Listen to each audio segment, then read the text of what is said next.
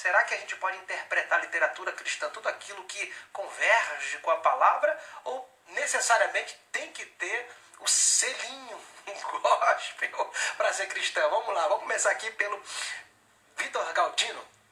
Bom, no meu ponto de vista, a literatura é tudo aquilo que nos fornece, né, que nos dá auxílio para a gente poder trazer com mais clareza, trazer com mais profundidade aquilo que a gente precisa entender e passar para aqueles que a gente está, né, querendo ensinar alguma coisa.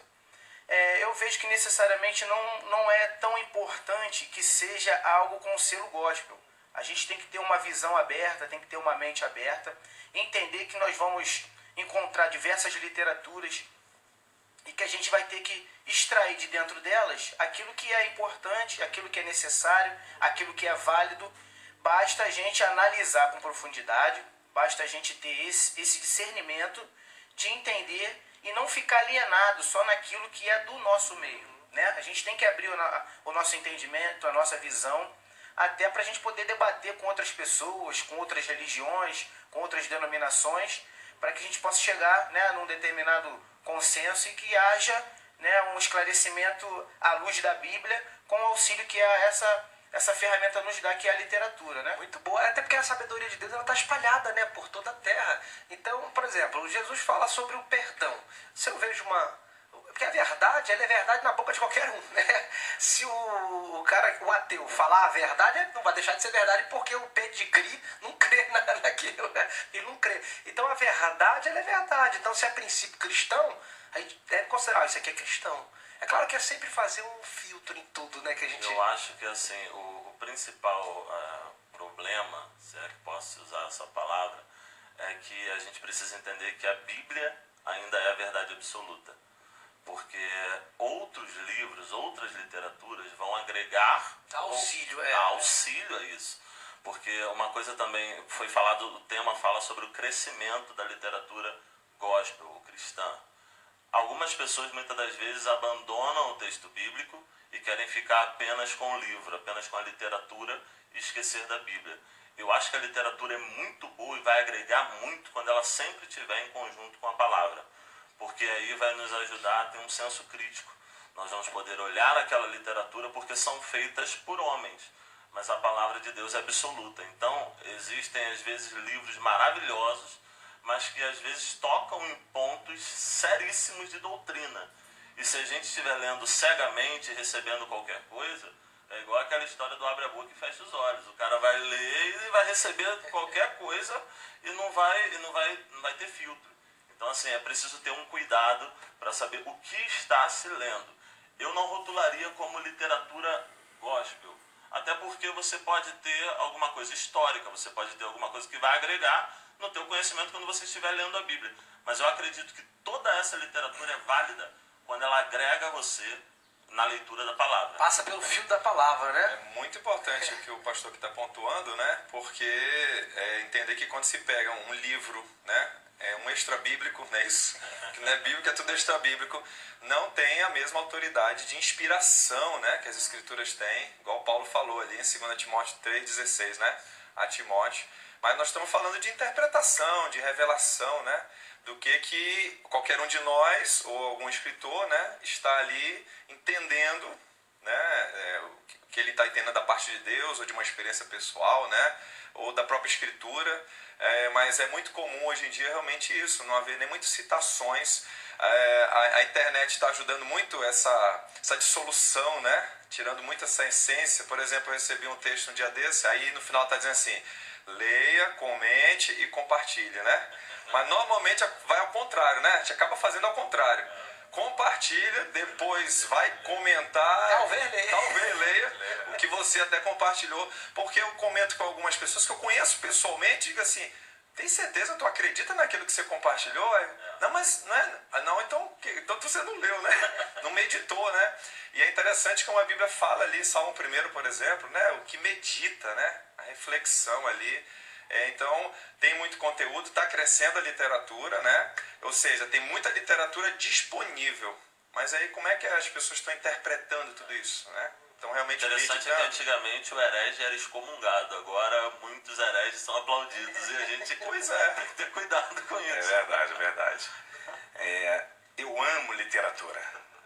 Falou em literatura, eu amo. Já li muitos livros, porém, o que os irmãos aqui colocou, e eu vou aplaudir com certeza, literatura cristã. É cristã só porque se tem um nome?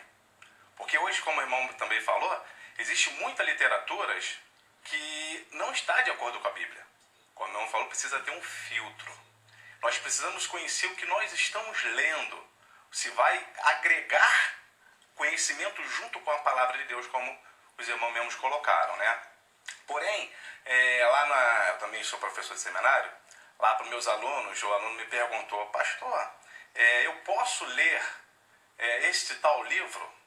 Que era um livro que não iria enriquecê-lo espiritualmente. Porém, eu disse para ele, quantas vezes você já leu a Bíblia? Ele, nenhuma.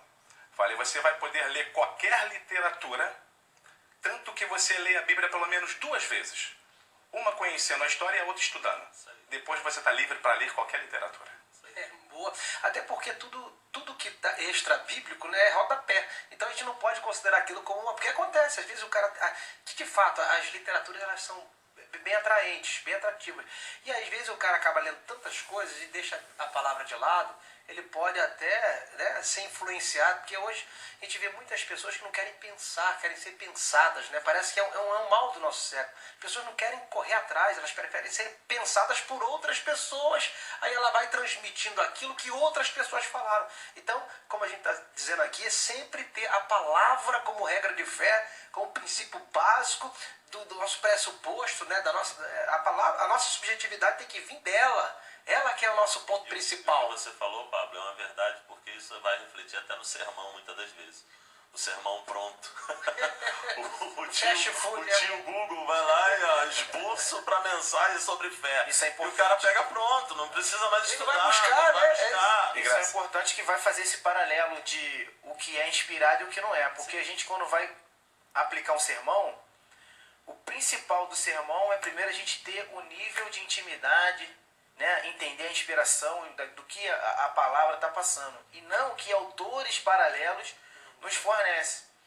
É um auxílio, é algo para a gente meditar, é algo para a gente confrontar, debater, mas não é a nossa regra de fé, né? Porque todos que estão aqui, poderemos um dia ser escritores, e não vai se tornar também a verdade, vai se tornar algo que nós entendemos e que nós queremos compartilhar, que alguns vão concordar e outros não vão concordar. Como nós pegamos várias literaturas que a gente vai nos depararmos e vamos ver, olha, tem algo que está falando aqui que não é. Cara, você está falando disso aí, eu lembrei de um livro que eu li.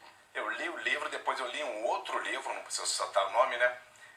Rapaz, era praticamente que a mesma coisa. Parece que aquele autor Ctrl-C, Ctrl-V. só mudou o personagem.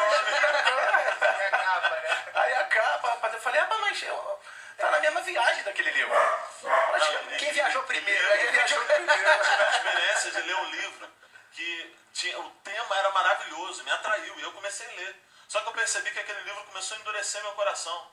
Era como se algumas pessoas fossem já filhos vou acabar entregando quase o nome, filhos já do diabo, que não prestassem, que não servissem para nada, e alguns fossem lado A e lado B. Então ele não presta e eu presto, enfim. E eu comecei, será que isso é cristão? E eu comecei a ver os frutos da minha vida, isso é terrível. Essa é a verdade que eu falei. A pessoa que não está preparada, ela acaba tirando aquilo como verdade e aplica na vida dela. Então esse é o problema que os alunos perguntam pra gente no seminário. Pode ler? Bom, a gente que está na aula, a gente vai entender, a gente consegue visualizar aqueles que têm um pouquinho mais, né, de discernimento, que já está um pouquinho mais avançado, do que estão preparados para ler outras de literatura e os que ainda não estão. A gente também tem que ter isso, né, como pastores, né, como nós que estamos no ministério, visualizar aquele que ainda não está preparado para ler determinadas literaturas, porque atrapalha. Cria debates que não enriquecem a nada e que causam confusão. Principalmente conjecturas que são colocadas como se fossem verdade absoluta. Esse é o perigo. Isso é verdade. Existe um pastor aí, que agora é até deputado, que ele há anos atrás, mais de 10 anos atrás, ele, iniciando a caminhada de pregador, ele pegou uma conjectura e falou como verdade absoluta. A bomba estourou agora, coisa de quase 15 anos depois, está respondendo processo e tudo. Por quê? Às vezes a pessoa recebe qualquer coisa e o pior de tudo é quando